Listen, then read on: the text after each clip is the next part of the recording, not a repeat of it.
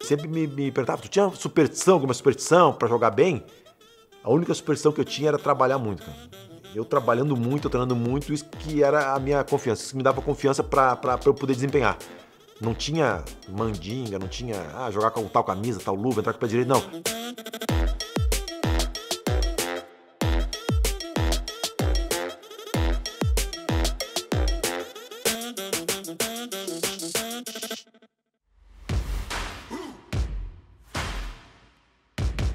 Janeiro de 99.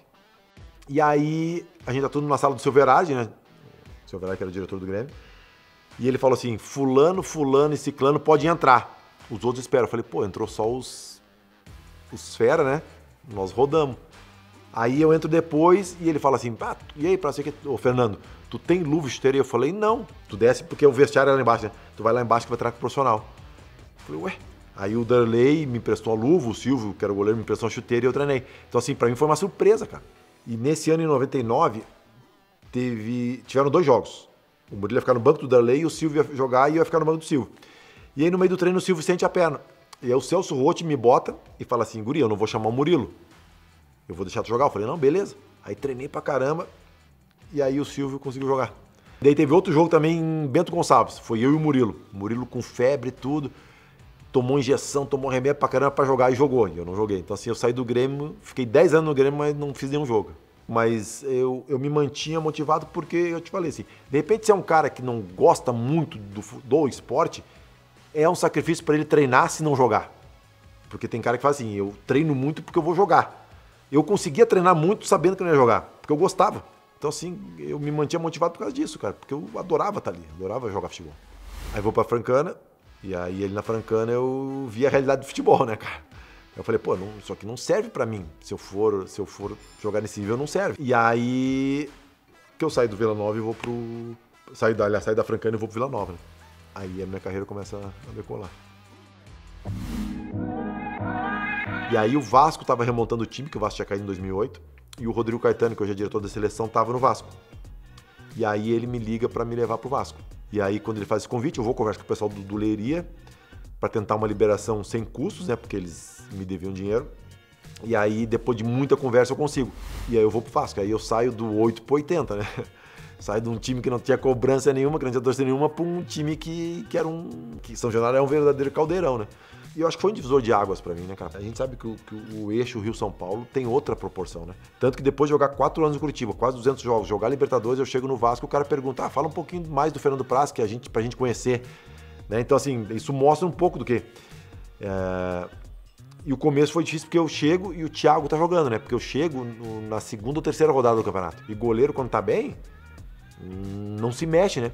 O Thiago machuca o joelho e aí eu jogo. E eu faço um baita jogo, e aí depois contra o Ceará, no Castelão, eu faço outro baita jogo. Aí eu me firmo, o Thiago volta e aí eu continuo titular pro resto do ano. A gente chega na 11ª rodagem, ou 10ª rodagem, a gente tava em 11º. E era a primeira vez, então assim, o torcedor do Vasco não entendia o que era aquilo, né? Eles achavam que o Vasco ia voltar pra Série B e ia ganhar de todo mundo de goleada. Então se tu ganhava de 2-0, era crise. Se tu ganhava de 1-0, era crise. Tava bom se tu ganhava de 3, 4, 5. E aí, da 11ª rodada da 19ª, a gente começa a fazer assim, na 18ª ou 19ª rodada, acho que contra Ipatinga, no Maracanã, com 80 e poucas pessoas, a gente ganha e vira líder. E aí, dali pra frente, a gente atropelou todo mundo e foi campeão e subiu com bastante rodada de antecedência. Se fosse ver pela cartilha do que se deve fazer no futebol pra ganhar e do que a gente tinha naquele momento, não era pra gente ter sido campeão. Não era. Só que se criou um ambiente de confiança, assim, interpessoal, que a gente atingiu um nível, cara, que isso transbordava pra dentro do campo, cara.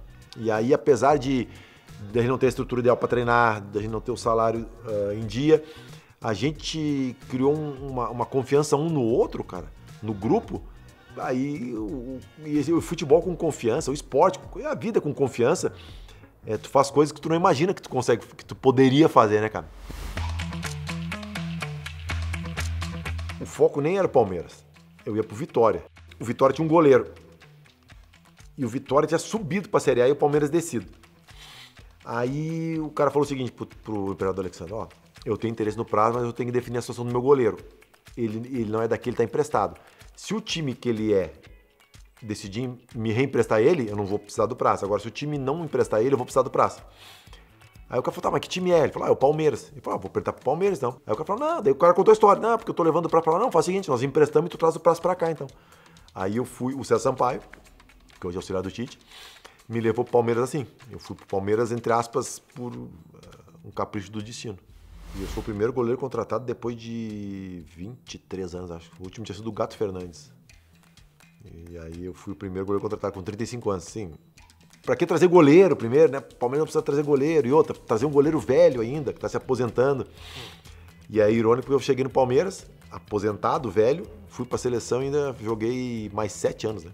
Então assim, mas no começo foi bem complicado, pelas comparações também. De substituir o Marcos, apesar do Marcos ter parado um ano antes, né? As comparações, até hoje, elas persistem no Palmeiras, né? Em 2014, as pessoas perguntam quando é que foi o ponto de virada. Eu acho que o ponto de virada é quando o Paulo Nobre assume. Foi um ano pesado, porque era o ano da volta para a primeira divisão, um ano do centenário do clube e um ano da inauguração do estádio. Então assim, puta, se a gente cai aquele ano, ninguém tava aqui para contar a história, né? E nós precisávamos de uma vitória em 5 jogos, nós escapamos com um empate em 5 jogos. Então assim, foi o caminho contrário. Se tu imaginar como seria o ano de 2015, por mais que tivesse uma reestruturação, que chegasse novos jogadores, mas com mais uma Série B para disputar, então assim, atrasaria o processo, não teria provavelmente o ano que teve em 2015, né? 16 não seria 16 que foi. Uma das últimas bolas do crescimento, só levantar o braço, quando eu estiquei assim, cara, que ele chegou na extensão máxima, ele fez plec, partiu, soltou um osso do outro.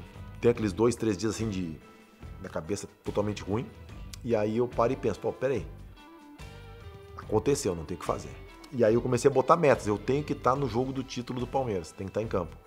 Os caras cruzavam a bola pra mim e tiravam de cabeça, fazia trabalho com o pé, deslocamento com o pé, todo o trabalho que os caras faziam com a mão, fazia com o pé. Porque assim, eu podia estar na fisioterapia só, tranquilo, né? Mas eu sabia que isso ia me ajudar a acelerar o processo, né? De quando eu pudesse usar a mão, eu já estava fisicamente voando. E aí eu consigo estar no último jogo. Eu me lembro que eu treino acho que 15 minutos do coletivo e vou pro banco no último jogo do título contra a Chapecoense. E aí eu consigo cumprir a minha meta, né? Que era estar em campo.